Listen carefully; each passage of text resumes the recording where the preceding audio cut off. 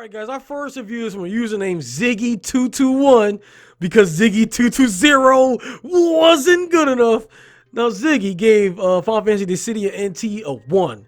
And Ziggy said, a very weak fighter that has none of this nonsense or complexity of the original Dissidia games. Controls are simply off, combos are individualized rather than chainable, has zero customization the originals had, and doesn't even have a proper story mode. Rather, you have to endlessly grind battles online to purchase cutscenes. Its only saving grace are the gorgeous visuals, which the game looks good, guys, but with such a hectic and flashy 3v3 system, you can't even appreciate them either, at least not in battle.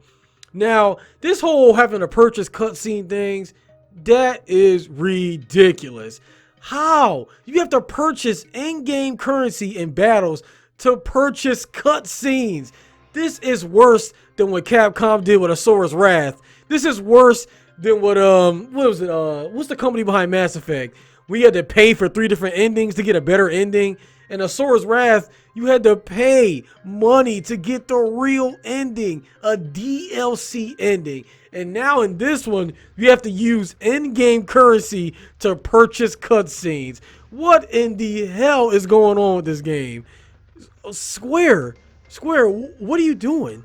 Alright, our next user is username GutsyB, which is pretty cool, Gutsy. Gutsy put all his guts on the line. He gave Dissidia NT a 1. And Gutsy said, having played both Dissidia and Duodecim on the PSP, I think that's number 2, Duodecim, I feel this game is a huge letdown.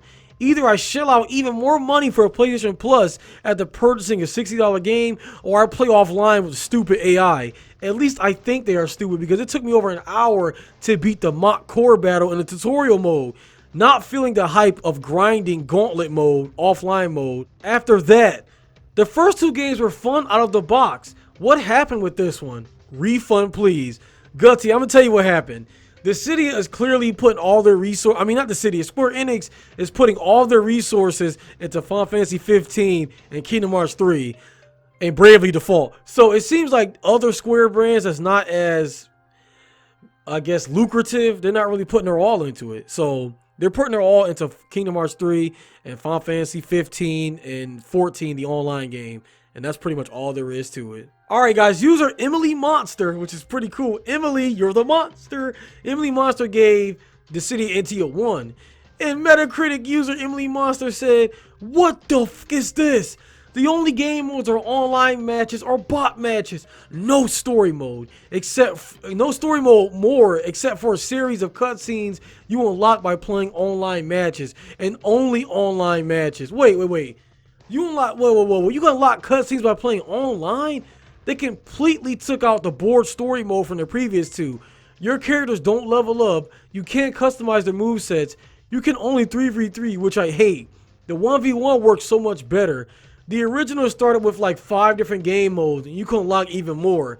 Why are there only bot and online matches? Complete ripoff.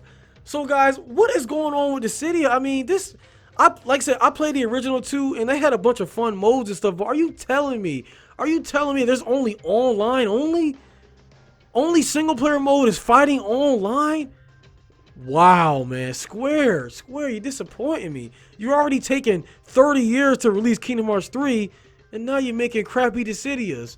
Shame on you, Square. Shame on you. Our last reviewer for today is Metacritic user named Morbo, and he gave Dissidia NT a 1.